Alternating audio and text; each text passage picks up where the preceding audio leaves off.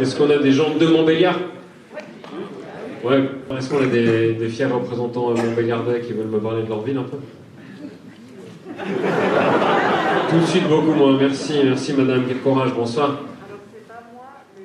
C'est pas toi, mais tu vas balancer. C'est ton grand-père? Le grand-père de mon copain. Le grand-père de ton copain. Donc toi, t'es en train de te couper ta belle famille. C'est formidable ce que tu as réussi à faire. Comment tu t'appelles, madame? Mila. Et le grand-père en question? Bernard. Bernard. Enchanté Bernard. Vous êtes de Montbéliard? Audincourt. C'est juste à côté de Montbéliard. Et Bernard, vous connaissez bien la région, j'imagine? Oui. Je peux te tutoyer, Bernard? Formidable. T'es à la retraite? Oui, comme la plupart des Bernards. Statistiquement, en France aujourd'hui, les Bernards, il y en a peu qui sont sur TikTok, hein, on va dire ça comme ça.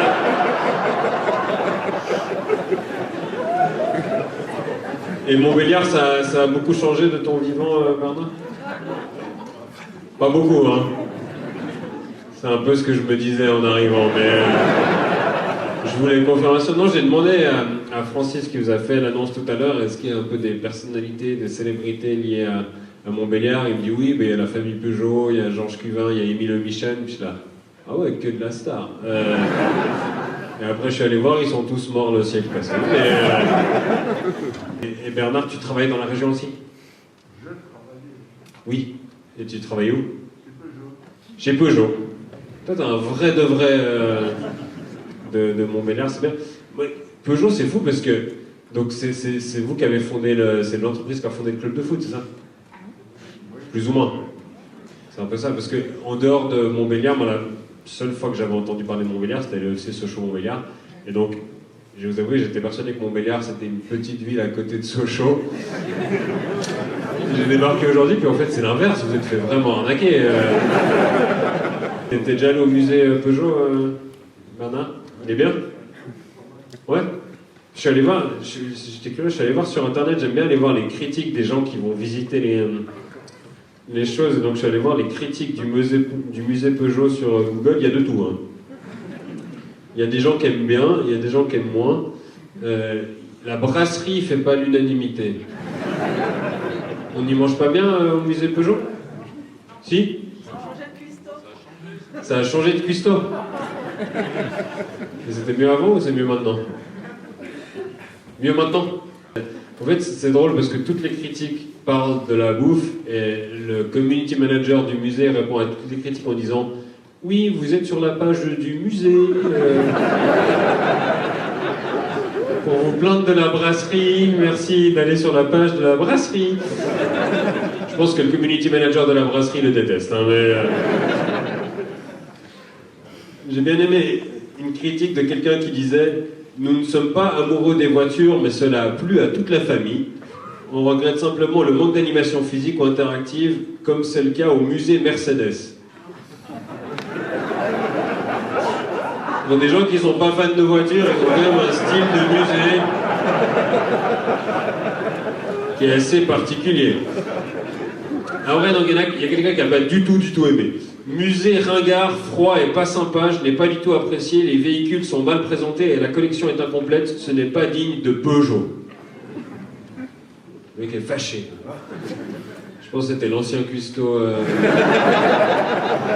Et là, donc, il faut répondre à ce genre de critiques, parce que sur Internet, les gens lisent, donc la réponse « Bonjour, il est impossible de présenter tous les véhicules Peugeot dans notre musée. Êtes-vous aussi mécontent quand le Louvre ne présente pas toute l'œuvre de Léonard de Vinci? »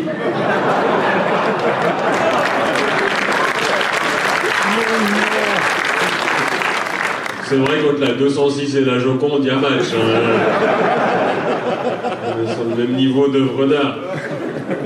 Quant au qualificatif ringard, c'est votre avis. Visiblement, il n'est pas partagé par d'autres. Sachez que nous sommes classés dans les 10 meilleurs musées automobiles d'Europe.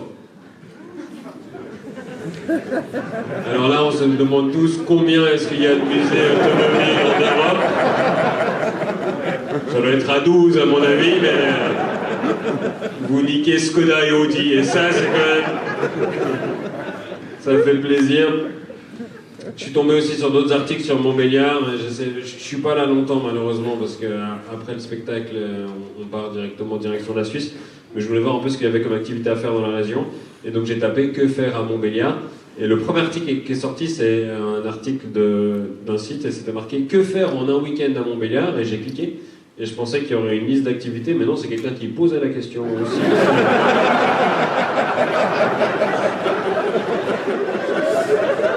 Ça n'a pas beaucoup aidé, malheureusement. Moi, j'ai vu, la grosse fierté aussi, c'est la saucisse de Montbéliard. J'ai jamais goûté. Je m'attendais à en manger, on a très très bien mangé, on était très très gâtés. Merci Ilan qui a pas mangé, mais on n'a pas eu de saucisses de Montbéliard. Mais je me suis consolé en allant voir des stats. 64 saucisses de Montbéliard sont mangées en France par minute.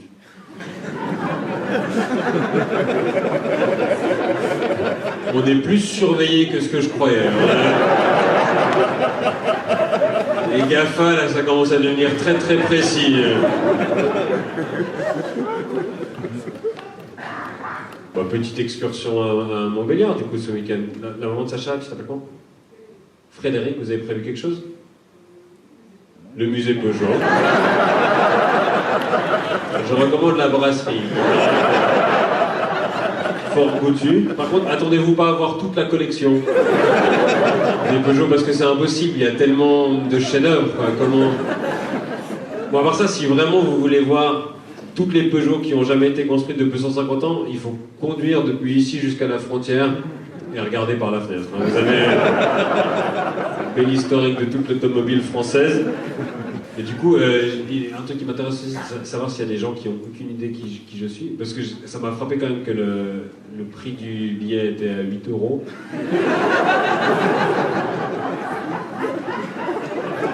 Moi, non, mais je trouve bien que ce soit accessible. Après, est-ce que c'est flatteur pour la qualité de mon travail? Je sais pas. Moins cher qu'un menu Big Mac. Mais après... J'ai joué à Bellegarde, ils avaient fait gratuit, donc j'essaie de me consoler. Donc du coup, je me dis, il y a peut-être des gens qui ont eu 8 € qui se sont dit, bon, ça risque de pas être terrible, mais c'est bon marché, puis qui sont attirés par la curiosité. Est-ce qu'il y a des gens qui n'ont aucune idée de qui je suis? Ouais. C'est qui là-haut? Non, mais tu dénonces aussi, mais... T'as amené ta copine? Oui. Elle est hyper contente que tu l'aies amené et que tu l'aies affiché devant ton voix. Comment tu t'appelles, toi? Monsieur, d'abord? Mickaël. Et ta copine? Amanda. Ok. Et Amanda, t'avais le choix de dire oui ou non ou... Non. Non. Mais de façon générale, dans les autres aspects de votre vie, t'as quand même le choix de dire oui ou non, Amanda? Oui. Oui. Au niveau légal, c'est la bonne réponse. Si jamais c'était que Mickaël ressorte d'ici. Et vous habitez où, Mickaël et Amanda? Près de Célestat. Près de Célestat, en Alsace aussi? Ok, donc peut-être qu'Amanda t'a dit oui parce que vous habitez près de Célestat. Il y avait quoi d'autre ce week-end de prévu? Attendre. Ok, et toi, Mickaël, t'aimes bien ce que je fais? Ouais. Et t'as trouvé personne d'autre qui aimait bien ce que je faisais? Si, t'es venu avec un pote et les deux, vous avez amené vos copines qui n'ont pas du tout envie d'être là? Il y en a une qui a envie d'être là? Et Amanda. Ok. Et qui a payé les places? Mickaël, pour tout le monde? Gros seigneur, ça fait quoi? 32 €. Oh là là. Gros budget, Mickaël. Mais d'ailleurs, j'aurais peut-être pas dû dire le prix des places, parce qu'il y a peut-être des gens qui ont reçu ce spectacle en cadeau. Et qui réalisent maintenant à quel point vous comptez pour la personne. Est-ce qu'il y a des gens dont c'est le cadeau de Noël ou le cadeau d'anniversaire? Ouais, toi? Qui c'est qui t'a offert ça? Ah, c'est Mila. Donc elle balance le grand-père de son mec. Et quel est ton lien avec Mila? T'es son père. Et c'est ton cadeau de Noël. Et toi, qu'est-ce que t'as offert à Mila? Séance de massage. Ah oui. Une séance de massage de couple. Ouais. Valeur du cadeau? 75 €. 75 euros. Ça fait 75, Jean-Pierre. Bah, tu dois 68 euros à ton père, hein, Mila. Je sais pas exactement.